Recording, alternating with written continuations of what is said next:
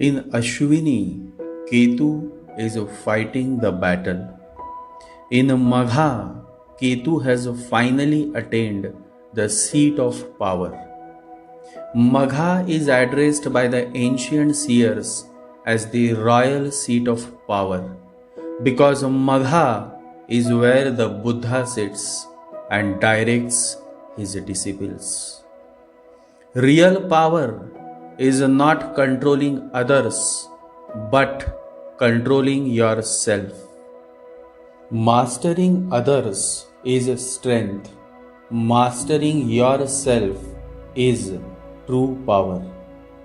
Magha is the supreme seat of power where the enlightened beings dwell, where Buddha, Mahavira, Jesus, Prophet, these enlightened masters dwell, because real power is when you conquer yourself. Then you don't have to fight 1,000 battles every day. You have become the real master, one who has controlled and overcome his mind.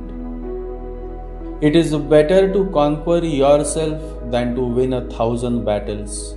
Then the victory is yours.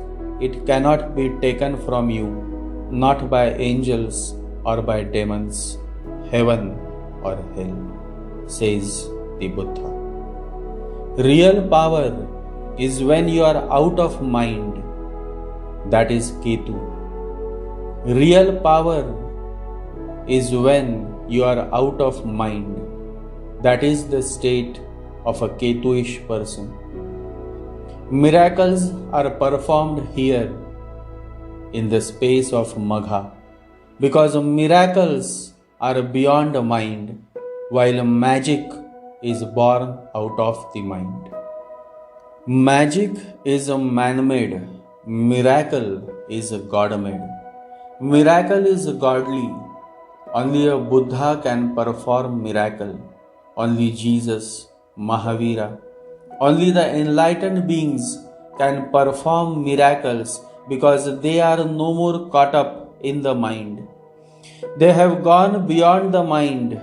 You cannot make them happy and you cannot make them unhappy. Happy and unhappy are the states of the mind, and the master dwells beyond mind. He is the real king. He has found the real gold. That's Magha. That's the place of Ketu. Magha is worshipped by many seers because Magha is the seat of power, real power.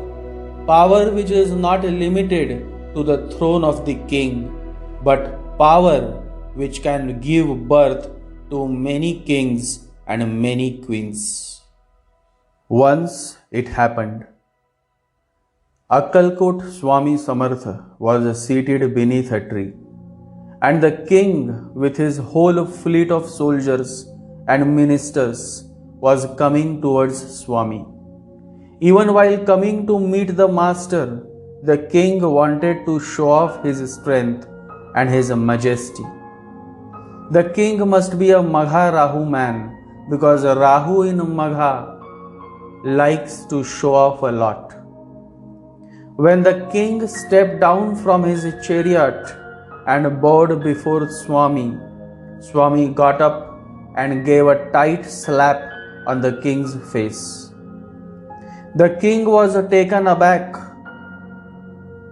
Real saints are not cats but lions.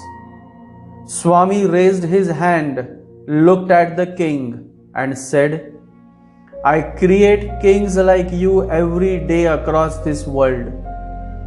Next time you come, don't come with all this show off, else I will never meet you. The king started crying like a child. He touched the feet of the master and said, I am sorry, and I am so grateful to you for opening my eyes, bringing awareness to my being. Next time I will never come with all these soldiers and ministers. I will come alone to seek your darshan. Please pardon me." Swami started laughing.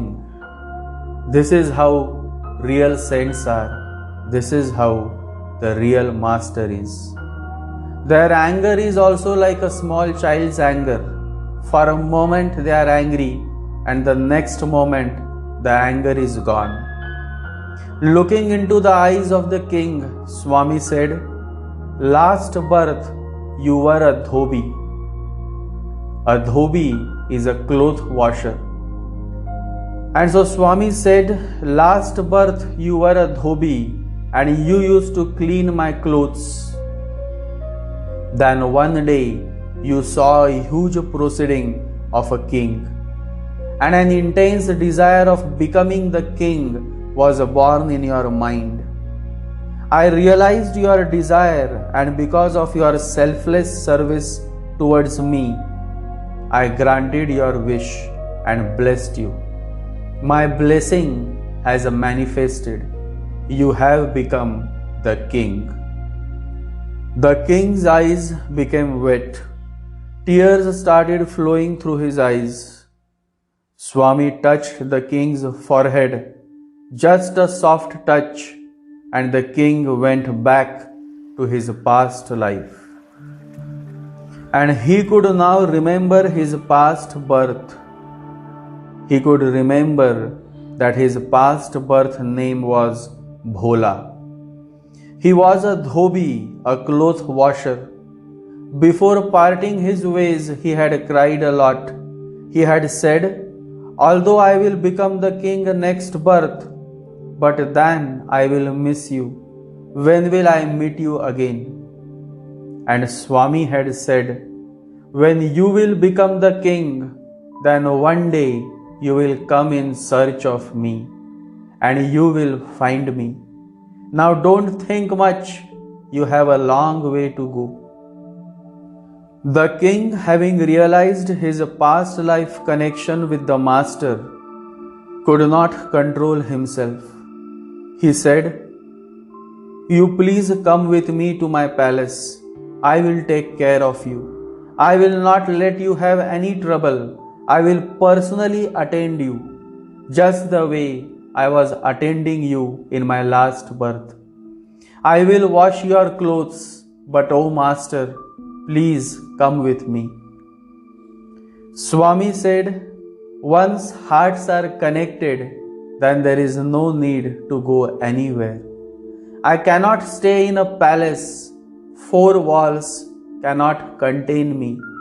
And you cannot stay in the forest because you have to take care of your people. Remember, you are now a king, and with power comes great responsibility. So go back to your palace and always remember, I am with you." The king returned back to his royal palace, but with a very heavy heart. The real power is the power that can create many such kings and queens, and Magha reflects such power which is beyond the human imagination. However, when Rahu comes in Magha, it makes the native obsessed with attaining the seat of power. Rahu in Magha is a fortunate placement for power seekers. These natives take keen interest in politics because that is where power is found. Rahu in Magha makes the person a Rajabhogi, meaning person seeking royal pleasures. This placement gives birth to a person who wants to enjoy the luxuries of life. Such a person is also a spendthrift. Rahu in Magha is a perfect placement that brings much trouble to the father of the native or fatherly figures, or at times the father is absent because of early death. Rahu in Magha is a perfect dramatic character. They do exceptionally well in the field of drama and acting.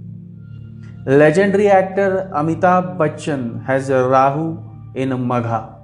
Interestingly, he played the lead role in the movie Sarkar Raj, whose slogan was, "Power cannot be given, it has to be taken." What a coincidence! Rahu in Magha native, Mr. Amitabh Bachchan, and the role he played was of a power seeker. One of the finest Hollywood star, George Clooney, also has a Rahu in Magha Nakshatra. Rahu in Magha natives are impressionist when it comes to performing on the stage or before the camera. They want to make most of it in the shortest time possible. They are born individuals. Individualism means a lot to them, and so they focus on their performance and don't worry much about the crowd, the people. Always remember, a man who wants to lead the orchestra must turn his back on the crowd. A girlfriend having Rahu in Magha is very demanding by nature, and so is the boyfriend having Rahu in Magha. These natives are obsessed of showing off, of much pomp and shining, and becoming a center of attention.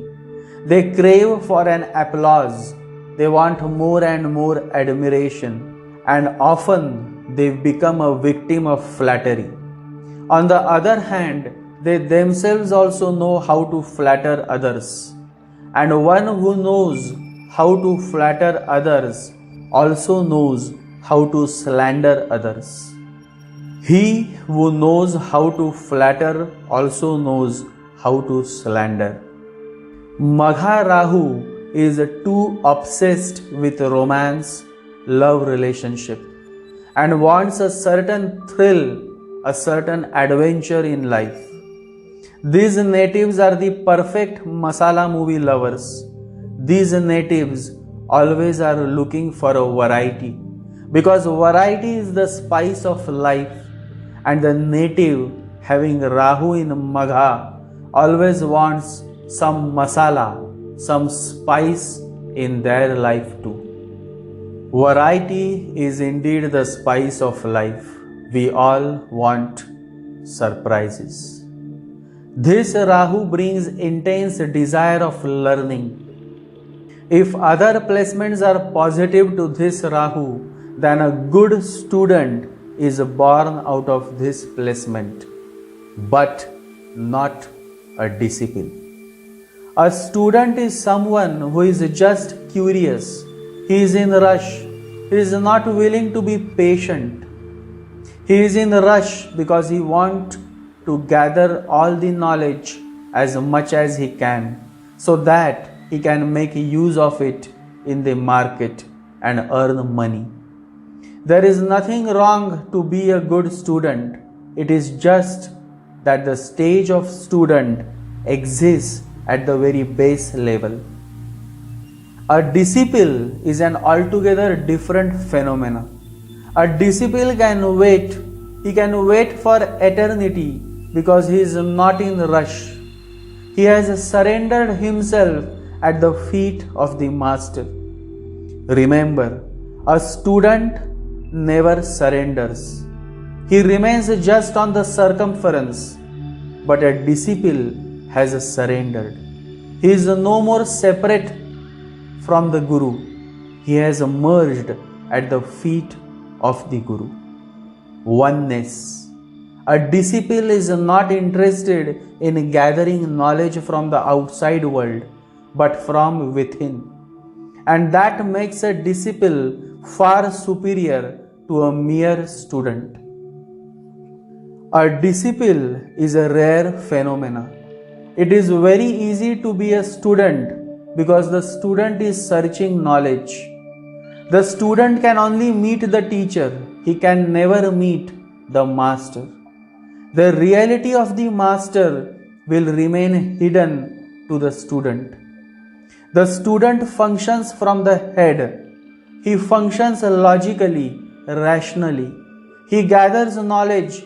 He becomes more and more knowledgeable. Finally, one day, he will become a teacher. But all that he knows is borrowed. Nothing is really of his own. A student can become a teacher, but not a master. Rahu in Magha is searching for knowledge. He or she just goes on accumulating knowledge. They can become a good student, but not a disciple. A disciple is always patient. He can wait and wait and wait because he has tremendous faith in the master. A student is always impatient. A student is always demanding. A student is a commercial product who just pays to learn, and the teacher is one who charges money to pass on knowledge. It is a very commercialized arrangement, and you cannot expect sharing of the beyond in a commercialized environment. And so the student may learn and become a teacher someday, but not a master. Because to become the master, you first have to become a disciple. To experience God, you first have to become Arjuna. You first have to become Ananda.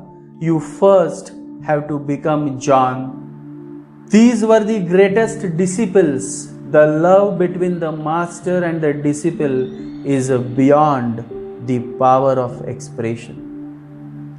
The relationship between a student and a teacher is that of the head, and a relationship between a disciple and a master is that of the heart.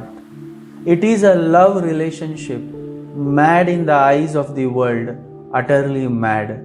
In fact, no love is as total as the love that happens between the master and the disciple. Rahu in Magha spoils all the possibilities of becoming a disciple. Though the person becomes a good student, at the most he earns a few degrees from Oxford or Harvard and earns a good amount of money and status, but that's all. Nothing beyond the material world comes his or her way because they are too much caught up in their head. The focus is on learning from a teacher, because to learn from the master, you need to surrender yourself at the feet of the master. You need to have patience, and to have patience, you need to have unwavering faith, which is absent in a Rahu Magha native. Rahu in Magha is a state of a corrupted conscience, and a corrupted conscience cannot become a disciple, cannot melt into the master, cannot evaporate, cannot merge, cannot surrender. A real disciple starts melting into the master. The disciple destroys all distance between himself and the master. The disciple yields. The disciple surrenders. The disciple effaces himself. He becomes a non-entity. He becomes a nothingness. And in that nothingness, which is the state of Ketu, his heart opens. In that absence, his ego has disappeared and the master can penetrate into his being. Reminds me of a story of Rahim. Rahim was one of the greatest Sufi saint, and one day his disciple asked, "What happened when you met your master?" Rahim had become very old. Looking at his disciple, Rahim's eyes became wet. The fond memories of his master brought tears in his eyes. He said, "When I met my master, the master never looked at me for 3 years. I was sitting from morning till evening, So many people were coming and going, and he was talking to people, and he did not look at me as if I did not exist for him yet. But I was persistent because I had felt the presence of the Master, and I had tasted the sweetness of his surroundings. I remained.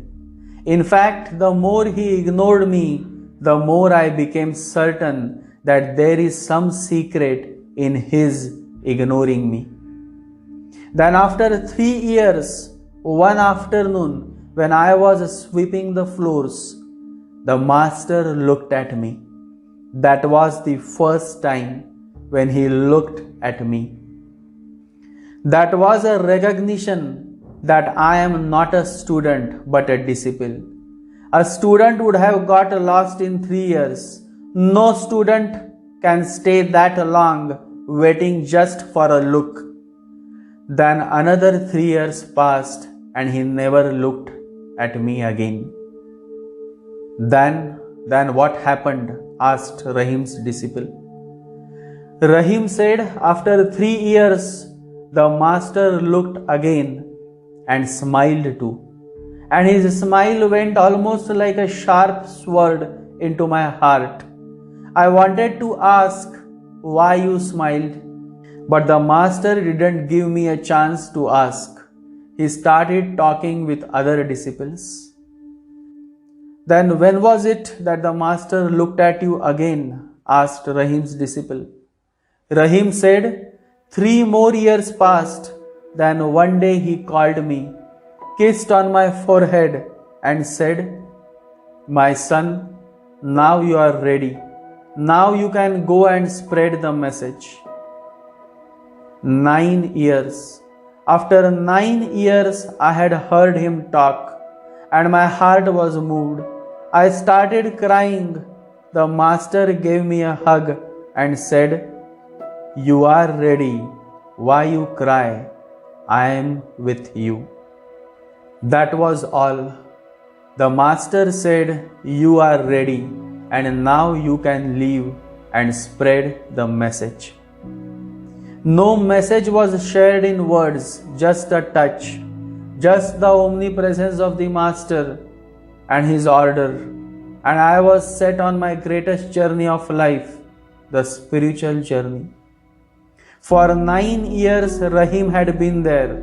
The only message was that once he was looked at, once he was smiled at, and once he had been kissed on his forehead. But if the Master is saying you are ready, it must be so. Touching the feet of the Master in gratitude, Rahim left. No student can wait for 9 years just for a look, just for a smile, just for a kiss from the Master. A student is always in rush. Rahu in Magha can give birth to a good student, but not to a disciple.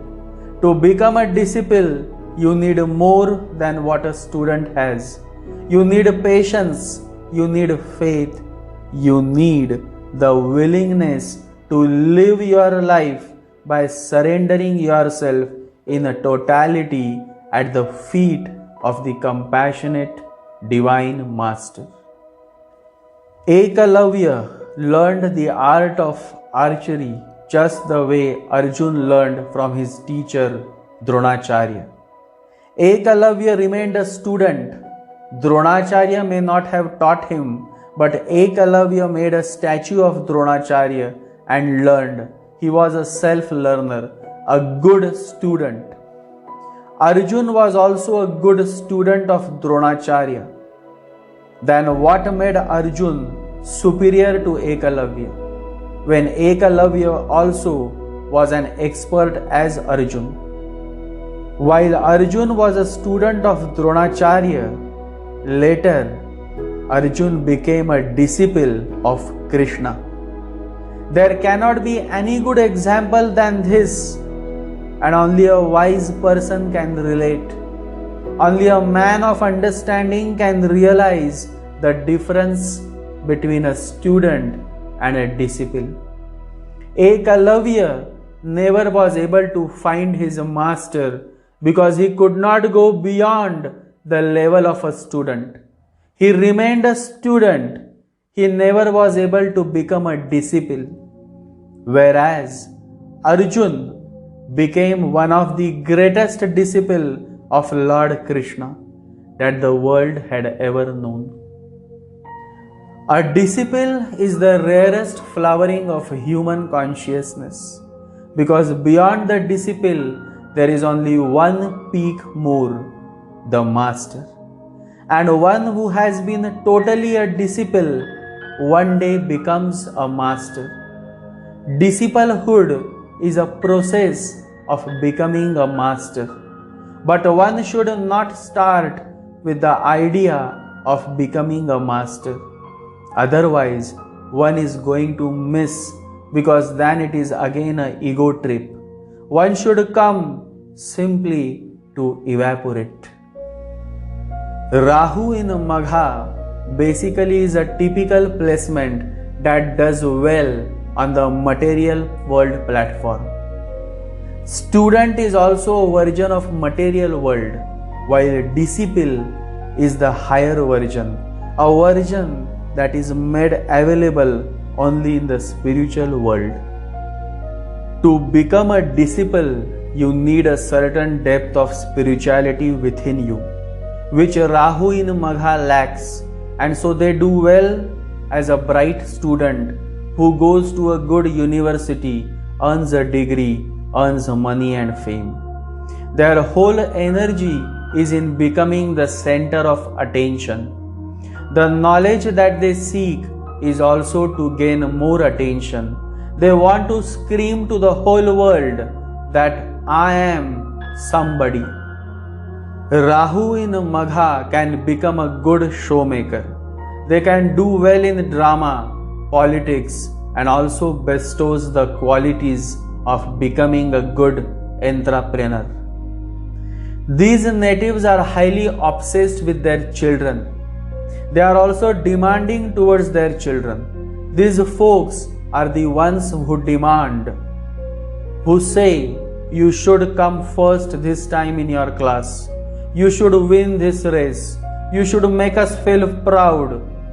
A long demand list is always lurking in the mind of these people. Many times their children are fed up of this demanding nature, and so they often face a breakup from their children. They blame their children, but in reality, it is their demanding nature and a high expectation that break them apart from their children. These natives become parents who are obsessed with their child, and this obsession comes from Rahu, because Rahu is obsession. Rahu makes you one-dimensional when life has to be multi-dimensional. Parents are telling their children, we love you, and they are the people who destroy their children. They are the people who give their children all kinds of prejudices, all kinds of dead superstitions. They are the people who burden their children with the whole load of rubbish that generations have been carrying. And each generation goes on transferring it to another generation. The madness goes on, becoming mountainous.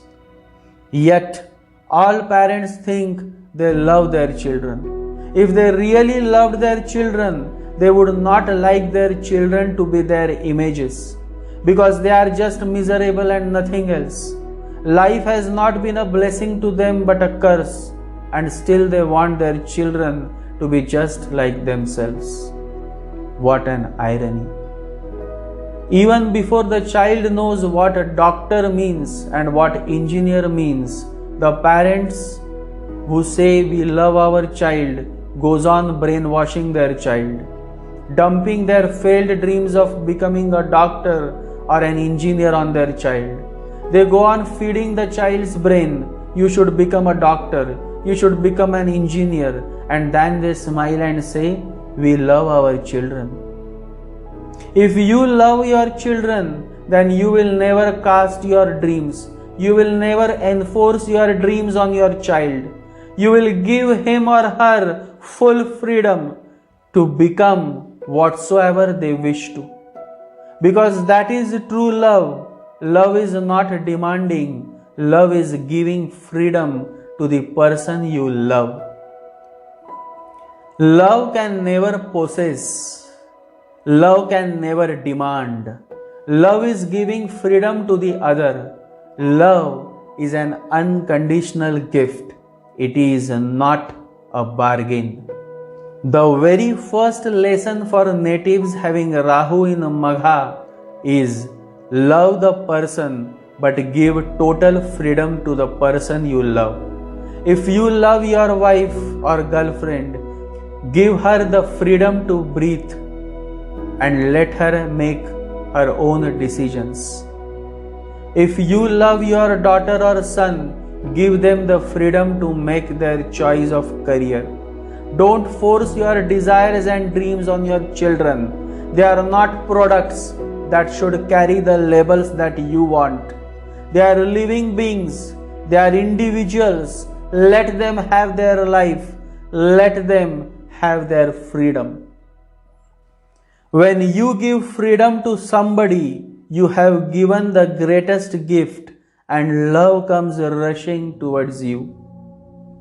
Rahu in Magha natives are good parents, but they miss to experience love from their children because they become too demanding and too possessive, and at times the child dies early in life, leaving the Rahu Magha native in a deep shock. Joe Biden, the current president of United States, having Rahu in Magha, lost his first wife and 2 children. His daughter died in a car accident and his son from second marriage died of brain cancer. Rahu in Magha attracts many tragedies in life, and many of them come suddenly, pushing the native in a deep shock. Interestingly, Joe Biden and Barack Obama both have Rahu in Magha Nakshatra, and both attained the seat of power, Magha, when Obama became the first black president of the US and Biden became the vice president. While Biden had to face tragedies in his mid-30s, Obama had to go through many difficulties and tragedies during his childhood days, since he was raised by a single mom and later by his maternal grandparents. These natives find good shock absorbers because Rahu in Magha brings many shocking moments in their life. The best shock absorber is laughter, and so the native having Rahu in Magha should learn to laugh, should take it easy. When Obama became the president in 2008, the US was in deep economic recession. War and poor economy had led to a gloomy environment across America. And that is when he truly became a great shock absorber for his country. He tried to bring the aloha spirit among his people, his countrymen. Generally, natives having Rahu in Magha avoid being too serious because seriousness is illness. Seriousness stops you from being yourself. You miss humor, you miss life. Seriousness is illness. Seriousness has nothing spiritual about it. Spirituality is a laughter. Spirituality is joy. Spirituality is fun. Rahu in Magha is a unique combo that gives a feeling to the native as if his life is like a roller coaster. Life is like a roller coaster. It has its ups and downs, but it's your choice to scream or enjoy the ride. These natives go through many sudden high and sudden low phases of life. However, if the native's birth chart has overall positive placement of planets, then even though while going through the low phases of life, they never lose their enthusiasm. Success consists of going from failure to failure without loss of enthusiasm. Investments in stock markets is a favorite subject for Rahu in Magha natives. Many also become good investment bankers with this placement. They like to risk. It is said that you should take risks, because if you win, you will be happy. If you lose, you will be wise. Rahu in the Magha Nakshatra of a great gambler, which is Ketu, makes the person a high risk taker in the matters of stock market and investments. This placement brings great potential to earn a lot of money through stock market or through gambling. Many big time investors have Rahu in Magha Nakshatra, because to become a good successful investor, you need to take high risks.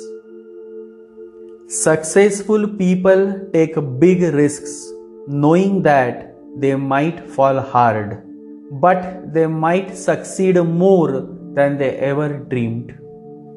One good thing about Rahu in Magha is that they like everything to be grand, spacious, kingly in display.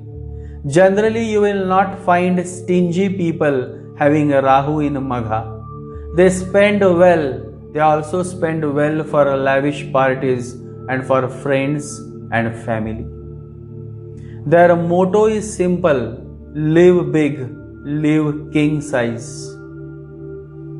Better to live 1 year as a lion than 100 years as a sheep.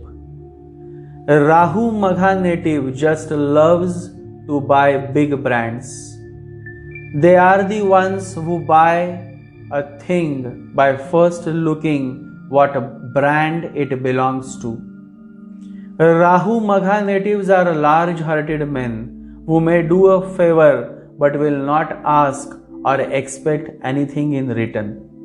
The Leo, the lion nature, is of giving and just giving like a godfather. Reminds me of the famous dialogue from the movie The Godfather. Someday, and that day may never come, I'll call upon you to do a service for me.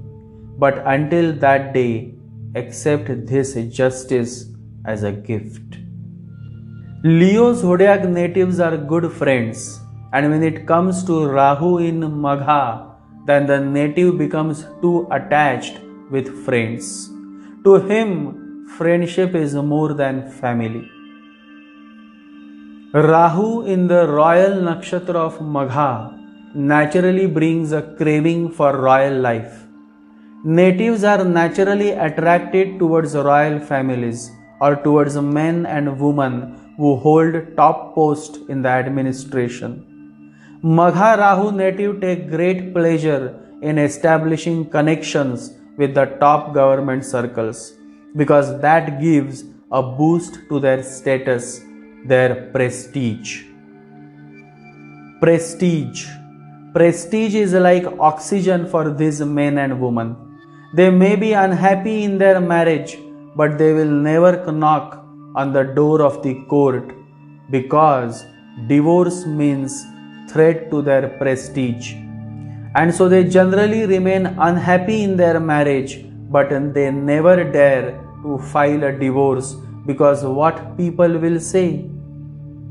In exceptional situations, they will take a divorce only when they are pressurized by their family. Otherwise, they generally want to keep their image as crystal clear as possible. These natives generally don't wait for others' approval of their talent.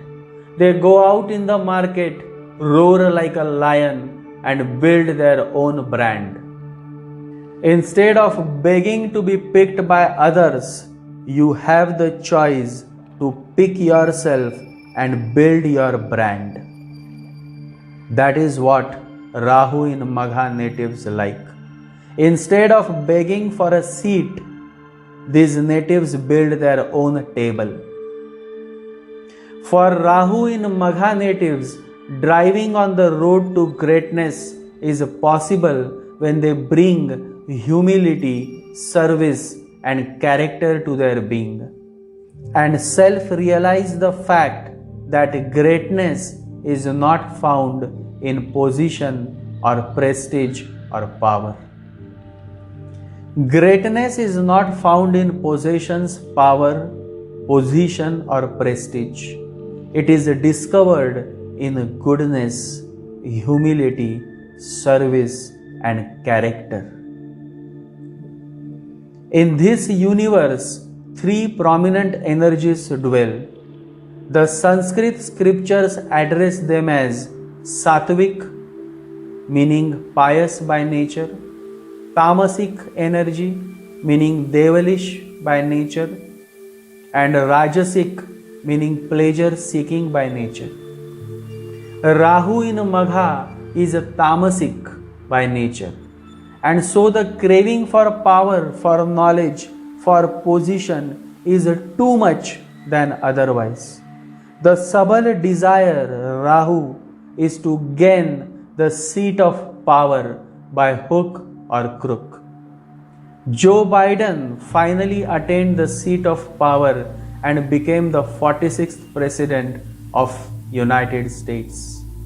Though many doubts and questions were raised by his opponent Donald Trump concerning the authenticity of the US presidential elections. Magha Rahu natives seek knowledge, but this seeking is to gain more prestige and more power in the society. The focus is on the outside and not much on the self-growth. The whole focus is on the outside pomp. The more the pomp, the better. Truth is hard, but truth can also liberate you, transform you into a much evolved being, only if you are able to accept the truth. Rahu in Magha is a determined individual who is power hungry and also hungry for attention. It is said that whatsoever you wish, whatsoever you desire, someday during a certain birth cycle, your desire manifests. And it is a pure science. It is the law of vibration. The law of vibration says that you must be a vibrational match to whatever it is that you want to manifest. This is done by simply feeling good about having it. If you want to experience God, if you want to see Krishna, then you first have to become Arjuna. Only then the vibrational match is possible. To see Krishna, you should have the eyes of Arjuna. Only when there is a match, the desire, the wish manifests.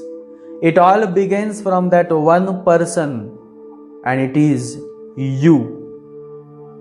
That is why it is said that the master appears before you only when you are ready. This readiness is based on how much you have succeeded through your self-efforts in expanding your consciousness. The term discipleship defines the effort to live a life of service with its inevitable expansions of consciousness. When a soul holds an intense desire for power, then in some birth cycle his desire is manifested because he has shaped himself according to what he desires for. If your desire is strong enough, it doesn't matter what your beliefs are. If you have a desire that is strong enough, that desire will be the dominant vibration. and it will override any other vibration that you have. Desire is what drives you all. You cannot drop the desire, but you can always raise the quality of your desire by purifying your desires. Desire has not to be destroyed, it has to be purified. Desire has not to be dropped, it has to be transformed. Your very being is a desire. To be against it is to be against yourself and against all.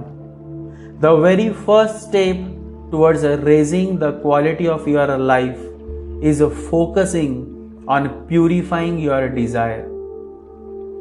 Purifying the desire simply means that you want to hurt someone, but now you have decided not to hurt that person. Purifying your desire means you had the desire of having sex, but now you have consciously dropped the idea of having sex. You have self-realized that enough is enough. When the desires start transforming, when the desires start purifying, then Rahu signify positive results in your birth chart, because a desire is Rahu. If you all are having trouble from Rahu in your chart, then you all should focus on raising the quality of your desire. That in itself will change the quality of Rahu in your birth chart. Rahu in Magha native is very ambitious by nature, and when ambition takes over, joy is not found. When ambition is curbed, you can find joy in life. The road to spirituality and the key to spiritual growth begins only when you drop ambition, when you stop being somebody and you start becoming a nobody. When you love, you have to become a nobody. If you remain somebody, then love never happens. The very source of ambition is Rahu, because the other name of Rahu is fear. All ambition is out of fear. All ambition is out of an inferiority complex, because you are afraid to be yourself. Rahu in Magha may satisfy the demands and desires of attaining the seat of power, but in return, the native also has to pay a heavy price.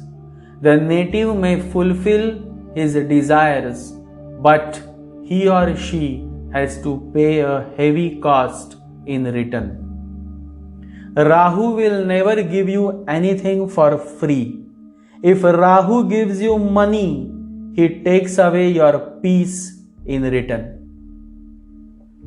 If Rahu gives abundance of sexual pleasures, then he takes away your awareness in return.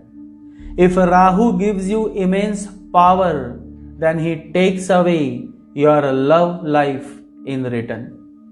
In fact, a man who loves power will never fall in love, or he will always keep himself away from love. Always remember, the men who love power never fall in love. Even if they fall in love, they keep themselves at a distance. Rahu in Magha natives are power addict people. And when a man is behind power, he fails miserably in personal relationships. His family life is in chaos, or he simply has no family life. Remember, there are power addicts who spend their whole life trying to become more and more powerful. How to reach New Delhi or Washington, how to capture the capital. Their whole life seems to be just an effort to reach the capital. For what? Why do people enjoy power so much? Why this madness, this political madness? The reason is that they don't have any power over themselves. They need a substitute. They can feel happy if they have power over others. To a power-hungry person, letting go is not possible. Rahu in a Magha native find it difficult in letting go. They will never forgive because they can never let go. There is a difference between goodbye and letting go. Goodbye is, I'll see you again when I am ready to hold your hand and when you are ready to hold mine. And letting go is, I'll miss you, I'll miss your hand. I realized it's not mine to hold and I will never hold it again. Ketu is a let go. Ketuish man can easily let go. And because he can let go, he can forgive.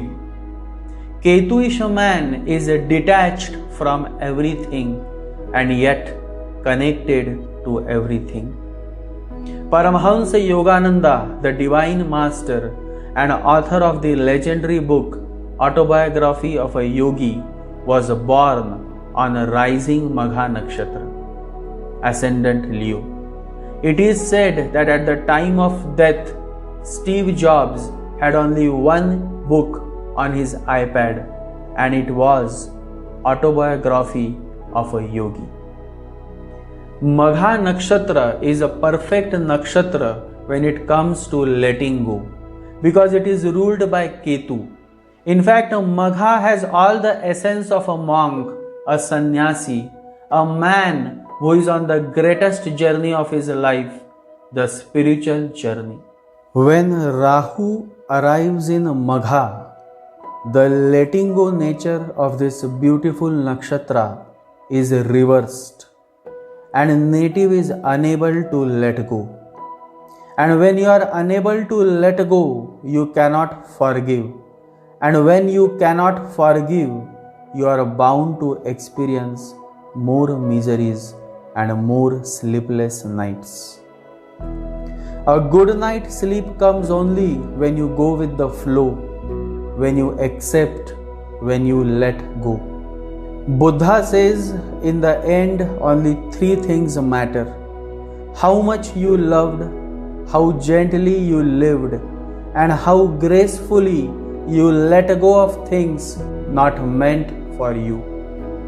Much of the miseries come your way because you are not willing to let go. And the primary reason is your mind. Rahu is the north node of the moon, which signify the mind.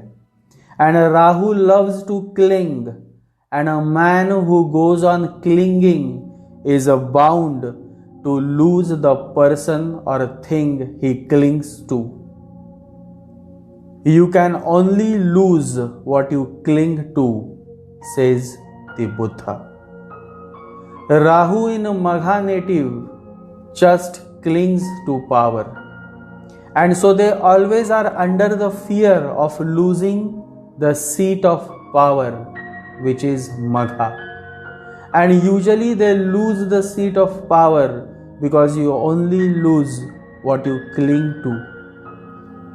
When it comes to power, it reminds me of Alexander the Great, because he had been winning many continents. He was an emperor, Emperor Alexander the Great. He was the epitome of power. He was the epitome of ambition, of strength. Although Alexander was another name to power, it is said that when Alexander came to India, he collected many precious treasures, abundance of gold and diamonds. And when he was about to leave India, he came across a naked fakir. Alexander asked the fakir, "Do you see my treasures? Have you ever seen anybody with so many treasures?" The fakir said, "All your treasures are nothing, but I can give you one thing that will really make you rich." Alexander could not imagine what this naked fakir could give him. In his begging bowl, the fakir had a small mirror. He gave the mirror to Alexander. Alexander said, "This mirror will make me the richest man in the world? You must be mad." The fakir said, "First look in the mirror." And Alexander looked into the mirror. It did not show his face. It showed his inner being. It showed his interiority. It showed his subjectivity. His being was reflected in that mirror. He touched the feet of the fakir and said, "You are right. All my treasures are nothing before this mirror." It is said that he kept this mirror continuously with him. That mirror represents meditation.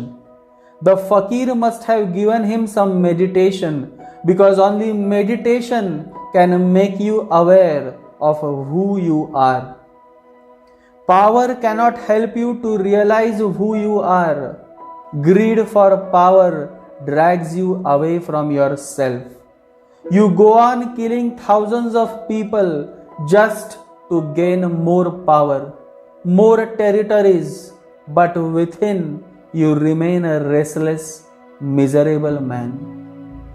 Power is not bad only if it is in the hands of an awakened being, a Buddha, a Christ, a Krishna, a Mahavira.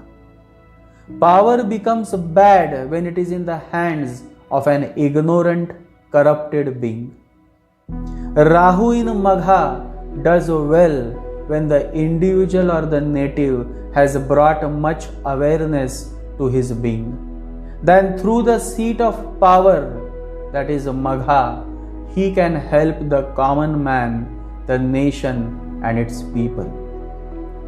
It is a myth that power corrupts you. Power cannot corrupt you unless you are already a corrupt being. Power simply brings your corruption into action.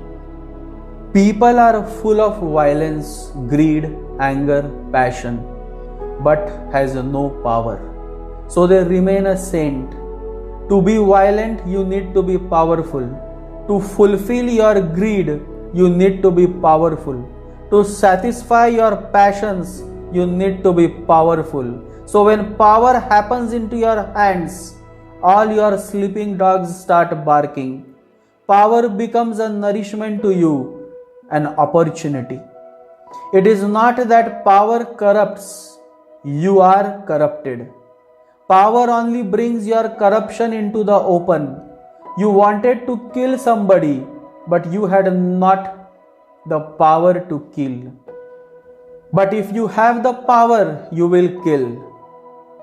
Always remember, it is not power that corrupts you. Corruption you carry within yourself. Power simply gives you the opportunity to do whatever you want to do. Power in the hands of an awakened being will not cause harm, but only help to those who are in need. Power in the hands of a man like Gautam Buddha will not corrupt. On the contrary, it will help humanity to raise its consciousness. Power in the hands of Genghis Khan destroys people, burns people alive. Whole villages are burned. People are not allowed to get out. It is not power. This man, Genghis Khan, must have been carrying all these desires in him. Whatever is hidden in your seeds, whatever is your potentiality, power gives you a chance, because most human beings are living so unconsciously that when they come to power, all their unconscious instincts have a chance to be fulfilled.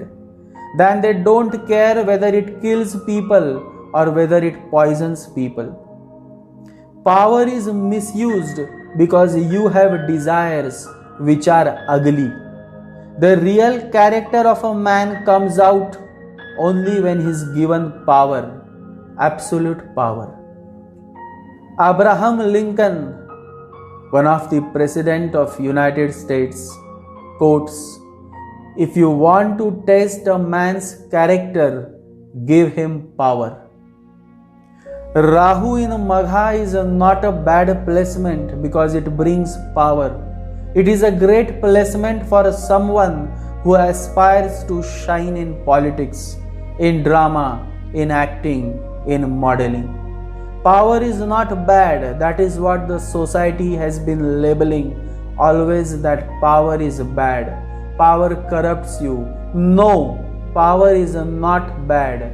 If you are not bad, if you are living with awareness, then power in your hand is not bad. For thousands of years we have condemned power without thinking that power has not to be condemned. People have to be cleaned of all the ugly instincts that are hiding within them, because everybody is going to have some kind of power or other. Rahu in Magha natives are power seekers. The intense subtle desire is to attain the seat of power, which is good as far as you clean all the ugly instincts that are hidden within you. And to cleanse yourself, the only way is by meditating every day. Meditation is a process of getting rid of the whole past, of getting rid of all diseases, of getting rid of all the pus that has gathered in you. It is a painful, but it is cleansing, and there is no other way to cleanse you than meditation. Just the way the physical body needs a good bath every day, similarly, your inner being also needs a good bath every day, and it comes in the form of meditation.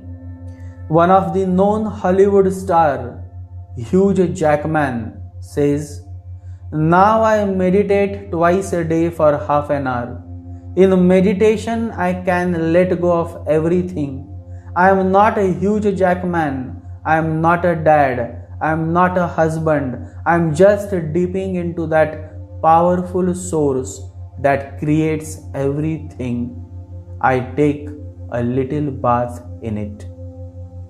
When awareness comes to your being, when awareness, consciousness expands, then all the Rahuish worldly affairs can be very effectively managed for the well-being of others.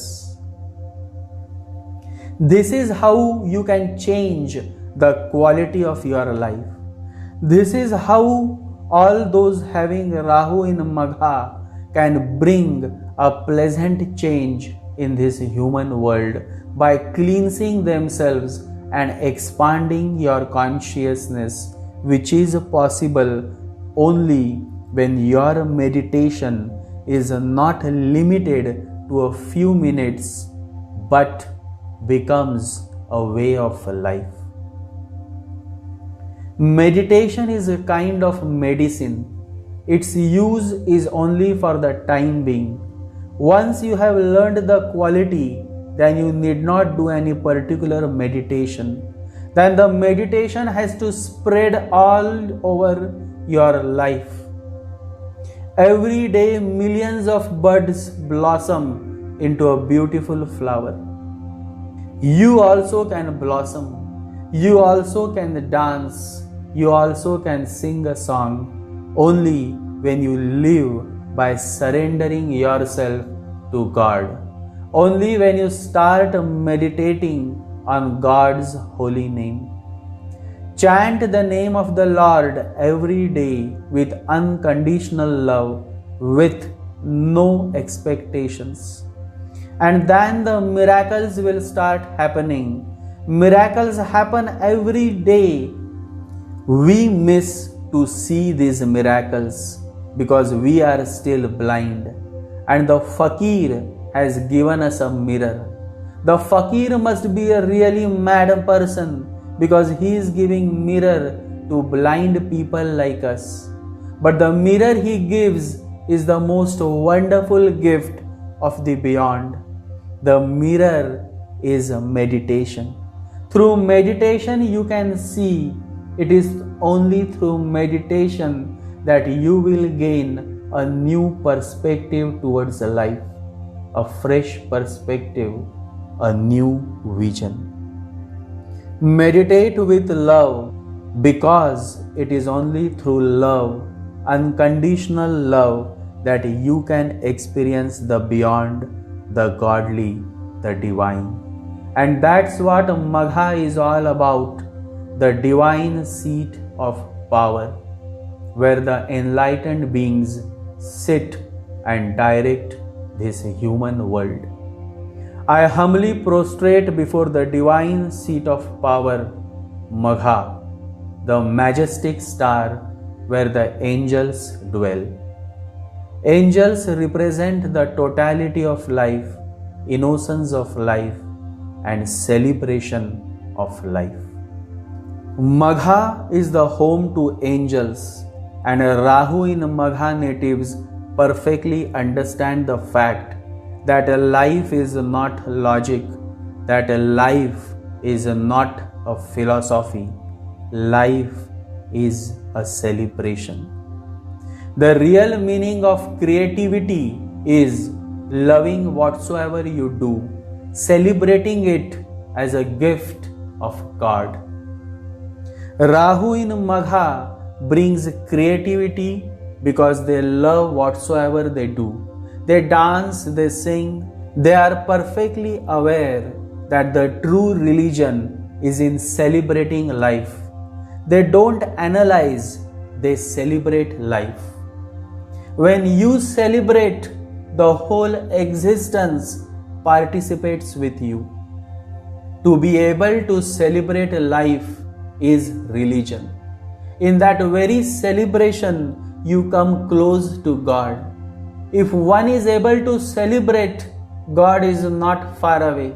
If one is not able to celebrate life, then God does not exist for him. God appears only in deep celebration. When you are so full of joy that all misery has left you, all darkness has left you. God comes only to an open mind and not closed mind. You have to open up to the existence. You have to share your thoughts. You have to express yourself without thinking who will say what. Rahu in Leo's Magha gives that open window to express, to sing, to share, to dance. Dance, but when you dance, become the dance. Don't let the dancer, that is the ego, control you. When you sing, become the song. When you love, become the love. The Divine Master says, I love because my love is not dependent on the object of love. My love is dependent on my state of being. So whether the other person changes, becomes different, friend turns into a foe, does not matter. Because my love was never dependent on the other person. My love is in my state of being. I simply love. The solution to all the miseries of human life is found only in one word: love. Love can heal, love can forgive, and love can lead you to the state of liberation, moksha. That is the stage of Buddha. That is the stage of Ketu. Leo is indeed the sign of individuality, and only an individual can truly love. Only an individual can understand the essence of true love, because he is not bothered about the society. He is not chasing respectability. He is happy to be. He is not interested in becoming. The best gift you can give yourself is the gift of being yourself. Be who you are and share what you feel, because those who mind don't matter, and those who matter don't mind. Freedom is the fuel. Freedom is the foundation of a blissful life. But this freedom should come from within. Inner freedom. Inner freedom is possible. It happens as you go deeper and deeper into awareness. Watch your body. Watch your thought processes. Buddha says, watch, witness the whole process of your thoughts. Slowly, slowly, you will be aware that you are not any thought. You are not a mind at all. You are a pure witness. The experience of pure witnessing is the experience of total freedom. But it is an inward phenomenon. And a man who is inwardly totally free has no hankering to be outwardly free. He is capable of accepting nature as it is. Such a man lives with acceptance. To such a man, Buddha calls Tathagat, one who has experienced total freedom within. One who is the real lion, the real guru, the real master, who reigns over the space to which the world calls Magha, the seat of power. Real power whose roots are found in the seed of love. Love to all my listeners, and remember to meditate every day. And when you meditate, always remember you are not alone. God is with you. Meditate.